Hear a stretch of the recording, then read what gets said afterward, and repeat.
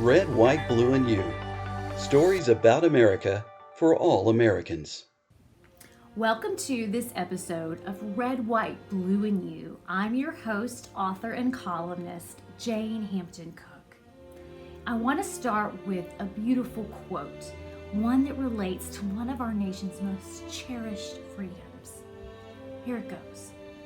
Without freedom of thought, there can be no such thing as wisdom, and no such thing as public liberty without freedom of speech.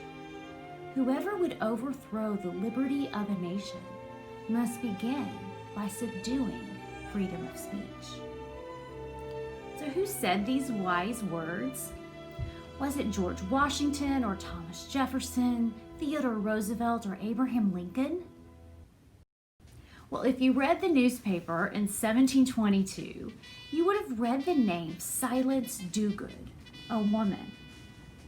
But why was a woman named Silence Dogood talking about freedom of speech?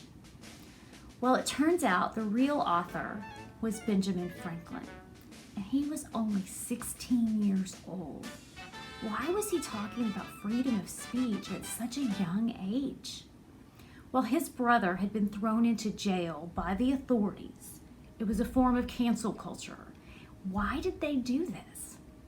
They didn't like what he was saying in his newspaper. In fact, they didn't like newspapers at all, and they were trying to shut down freedom of speech and freedom of the press. Because you see, at this time, as Benjamin Franklin was coming of age, newspapers were coming of age as a commodity. Printers realized they could publish a newsletter or a newspaper and sell advertisements, and they could pay for themselves.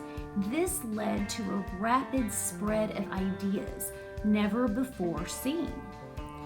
And this rise of the newspaper, the social media of the 1700s, fueled the American Revolution. Well, as it turns out, Benjamin Franklin was the wittier of the two brothers. Benjamin moved to Philadelphia. He bought a paper, changed the name to the Pennsylvania Gazette, and Benjamin Franklin's newspaper became the best-selling newspaper in the American colonies. He also was well established as the author of Poor Richard's Almanac, which sold 10,000 copies a year.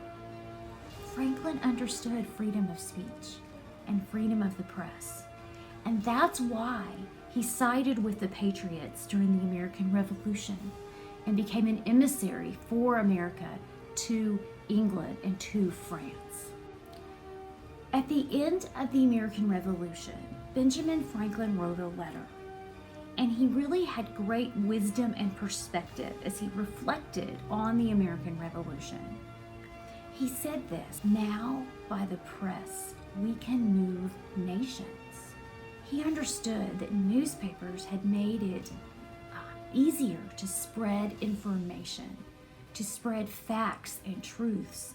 And through different newspaper articles on similar topics, you could embed that truth into the greater population. He believed that freedom of speech was central to the American Revolution. And freedom of speech is central to continuing our freedoms today. Franklin understood at the age of 16 that you could subdue a nation if you subdued freedom of speech. It's always important. Every generation needs to be tolerant of people with different ideas and allow them to speak those ideas and to speak their mind and not shut them down or cancel their social media account or have them lose their job because they said something that you disagree with. It's really important to uphold freedom of speech.